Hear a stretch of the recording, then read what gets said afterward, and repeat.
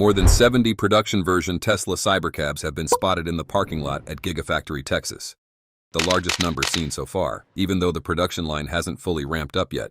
It's clearly running at full capacity as Tesla pushes to get more Cybercabs on the road and gradually replace the Model Y Robotaxi fleet. For the first time ever, a Cybercab was also spotted with a Starlink Mini mounted on the back. That quietly hints this vehicle could have a lot more interesting features than we originally thought.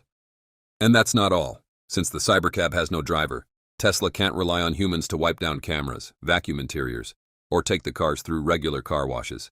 Because of that, the company is reportedly planning to build a dedicated cleaning and washing station for its self-driving taxi fleet in Las Vegas. On top of that, the first recorded accident involving a Tesla Cybercab has now surfaced. Let's get into the details right now. Cybercab production first started kicking off in April, and now by mid-May, more than 70 production-spec Tesla Cybercabs have already been spotted at Giga Texas. That's the highest number ever seen, and one of the clearest signs yet that Elon Musk's Robotaxi project is entering a completely new phase. Previously, around 60 Cybercabs were spotted back in April, but most of those were still prototype units rather than true production models, and they had noticeable differences in paint color. You know, the 70 Cybercabs paint a very different picture. This is no longer just a handful of hand-built cars made for demonstrations. It looks more like a deliberately accumulated batch preparing for large-scale testing in new areas. When vehicles start appearing lined up in the outbound lot, it usually means the production line behind them has started finding its rhythm, even if that rhythm is still slow, inconsistent, and not yet at full commercial speed. Even though the 70-unit milestone is significant, Elon Musk has repeatedly emphasized that overall Cybercab production is still fairly modest, as Tesla continues prioritizing Cybertruck deliveries while also working through the necessary regulatory hurdles. Despite the growing focus on Cybercab, the factory is still simultaneously trying to maintain output of the $59,000 Cybertruck.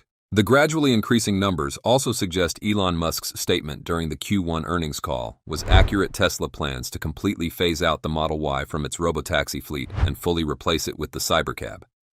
That makes sense because, fundamentally, the Model Y helped Tesla prove out the full self-driving software, validate the ride-hailing system, and demonstrate the driverless experience in select markets.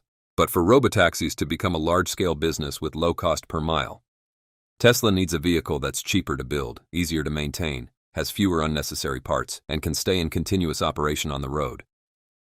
The Cybercab is Tesla's answer to that equation. What makes the story even more interesting is the recent sighting of a Cybercab with a Starlink Mini mounted on the rear. The reality is that a fully autonomous taxi can't rely entirely on cellular coverage in every situation, especially when it's operating non-stop in crowded urban areas, underground garages, city outskirts, tourist zones, airports, massive parking lots, or anywhere mobile networks get congested. Starlink Mini could act as a backup or supplemental connection layer, helping the Cybercab stay connected to Tesla's dispatch system, receive data updates, transmit vehicle status, support over-the-air updates, and potentially even provide Wi-Fi for passengers in the future. If Tesla is truly testing Starlink integration on the Cybercab, it suggests the company is thinking far beyond simply getting passengers from point A to point B. They're thinking about what happens when a driverless vehicle loses connectivity, when it needs to report camera status, when the fleet has to be rerouted because of traffic congestion, when software updates need to be deployed by region, or when a minor issue needs to be seen by the operations center almost instantly. In a traditional passenger car, losing signal might just mean your maps load slowly. But with a robotaxi, losing connectivity could affect the entire passenger experience and fleet operations. That's why the discovery of a Cybercab equipped with Starlink Mini could be an early sign that Tesla is building a robotaxi network that depends less on outside telecom infrastructure. However, because the Cybercab has no driver, Tesla also has to solve a very ordinary but extremely serious problem. Who's going to take care of the car? A traditional taxi has a driver to wipe the windows, check the tires, notice strange smells inside the cabin, take the car for a wash, report damage, clean up passenger trash, or realize when a camera is dirty. With the Cybercab, none of those tasks can rely on a human behind the wheel because there is no human behind the wheel. That's why the construction permit for the Tesla Center Mohawk Cybercab Phase 2 car wash in Las Vegas is drawing so much attention. On the surface, it may look like just another car wash facility, but in the bigger robotaxi strategy, it could be evidence that Tesla is moving from the stage of cars that can drive themselves to fleets that can operate themselves. According to the information discovered, the Las Vegas project involves renovating an existing 36,000 square foot facility with around 55 parking spaces. The scope of work includes building an enclosed car wash area, relocating tire service equipment, installing electrical routing, compressed air systems, and upgrading both the interior and exterior of the building. This is not the kind of investment Tesla would make just to test a handful of vehicles. An enclosed wash facility, tire equipment, electrical infrastructure, compressed air systems, and dedicated parking all suggest the company is preparing for the day-to-day operational lifecycle of a robotaxi fleet. The vehicles will drive, pick up passengers, drop them off, return for charging, get cleaned, have their tires inspected, receive quick maintenance, and then head right back onto the road. A self-driving fleet only makes economic sense if it can do all of that with as little downtime as possible. Las Vegas is actually a very logical place for this kind of test. The city has massive ride-hailing demand, non-stop tourist traffic, and activity that runs almost 24 hours a day. For a robotaxi service, short repetitive routes, high demand, and clearly defined pickup points create the ideal environment for learning and optimization. But Las Vegas is also a harsh environment in its own way. Dust, extreme heat, intense lighting, reflections from glass buildings and neon signs, unpredictable tourists crossing the street, constant hotel traffic, and heavy congestion during peak hours. If a Cybercab can operate reliably there, Tesla would gain an enormous amount of valuable real-world data. And if the fleet can keep its cameras clean, return itself for maintenance, and get redeployed automatically, Las Vegas could become a live demonstration of Tesla's entire robotaxi business model. What makes this especially interesting is that Tesla seems to be approaching the robotaxi challenge from both ends at once. On one side, there's the high-tech layer full self-driving, Starlink, fleet data, and dispatch software. On the other side are the very basic operational details: car washes, tire changes, charging, parking, and camera inspections. When people talk about autonomous vehicles, they usually focus only on AI, cameras, neural networks, or traffic handling capability. But in the taxi business, the small things like how long a car stays dirty, how long it waits to charge, how quickly tires get replaced, how fast interiors are cleaned, and how efficiently problems are detected can determine profitability. A smart self-driving car that spends too much time sitting in maintenance won't generate revenue, and a fleet operating 24 hours a day, 7 days a week with dusty cameras, dirty windshields, worn tires, or unclean interiors will quickly lose passenger trust. That's why a dedicated Cybercab cleaning and maintenance station is such an important piece of the operational foundation Tesla is trying to build. Recently, the first recorded accident involving a Tesla Cybercab surfaced online, although it appears the robotaxi itself was probably not at fault. The incident was shared on social media, along with images showing a Cybercab that had been rear-ended by another vehicle, pushing the robotaxi into the car in front of it. The accident comes at a time when Tesla is aggressively expanding its robotaxi service. Last month, the company launched fully driverless ride-hailing operations in Dallas and Houston, marking a major milestone for the network. Unlike the service in the San Francisco Bay Area, which still uses safety drivers, the Texas operations are running with both front seats completely empty.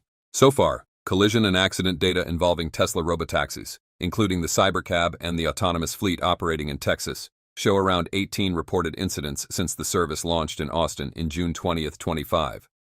Most of those incidents involved only property damage, with 16 out of 18 resulting in no injuries, and only a small number involving minor injuries or hospital visits.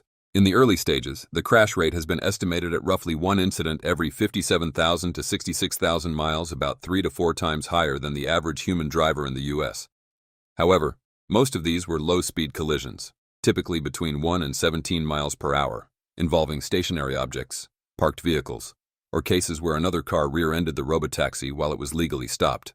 Typical incidents so far have included hitting fixed objects while driving straight at around 17 miles per hour, being struck by buses or trucks while stopped, and 2 low-speed reversing accidents involving poles or barriers. In the past, Tesla was often criticized for withholding specific details about incidents under the justification of protecting business-sensitive information, unlike competitors such as Waymo, which have generally been more transparent with public reporting. However, recent data appears to show noticeable improvement. Since February this year, there have been longer stretches without newly reported collisions, with the miles per incident figure improving to roughly 100,000 to 287,000 miles per accident. That trend became especially noticeable as the fleet gradually shifted toward more unsupervised operations in Austin, Dallas, and Houston. Tesla's expansion into Phoenix, Las Vegas, and Florida will likely continue to face close scrutiny from regulators, as the company insists its robotaxi system will become safer and more reliable over time by continuously learning from millions of real-world driving miles. Tesla is taking distracted driver handling to a whole new level with full self-driving version 14.3.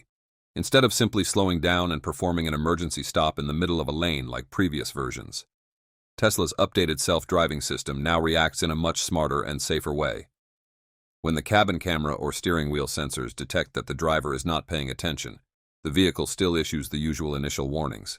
However, if the driver continues ignoring those alerts, the system no longer immediately stops in traffic. Instead, it proactively searches for a safe place to pull over. Specifically, the screen displays a clear message, "Full self-driving supervised unavailable. Pulling over soon." While searching for a suitable stopping location, the car continues operating normally under full self-driving, accelerating, changing lanes, stopping at red lights, and navigating traffic naturally. Once a safe spot is identified, the message changes to "Pulling over, take manual control." The vehicle then gradually moves to the side of the road, activates the hazard lights, shifts into park, and displays the final warning. This approach completely removes the danger of abruptly stopping in the middle of an active traffic lane. One of the biggest weaknesses of earlier full self-driving versions. This is not just a minor quality of life improvement. It's also an important step toward the future. As Tesla expands its robotaxi service, the vehicles must be capable of handling edge cases and abnormal situations with an extremely high level of safety and autonomy. These subtle changes in full self-driving version 14.3 appear to be an early preview of a far more advanced decision-making system coming in version 15, which is expected to use AI models with roughly 10 times more parameters than the current generation. Realistically, by the end of 2026, Tesla could have anywhere from a few thousand to well over 10,000 Cybercabs on the road. Combined with hundreds of thousands of existing Model 3 and Model Y vehicles joining the Robotaxi network, owners could earn extra income by letting their cars operate in the network when they're not using them. Full self-driving version 15, with a much larger AI model, is expected to deliver more reliable, unsupervised driving, enabling truly autonomous operations in certain approved areas across Texas and a few other cities by the end of the year.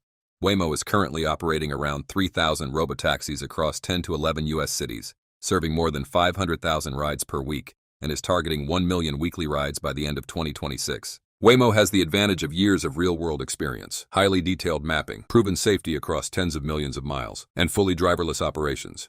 However, Tesla is playing a different game, rapid scaling and low cost, with its massive real-world data advantage from millions of vehicles, large-scale manufacturing capability, and an expected Cybercab price below $30,000. Tesla has the potential to outperform in fleet size and cost efficiency within the next 1 to 2 years. By the end of 2026, Tesla may not necessarily surpass Waymo in total global rides yet, but it could lead the industry in explosive growth momentum and help shape the future of affordable, mass-market robotaxis for everyone. So, would you be willing to call a robotaxi to commute to work? Which would you choose, Tesla or Waymo, for the future of self-driving cars? Let us know your thoughts. Thank you for watching, and see you in the next episode.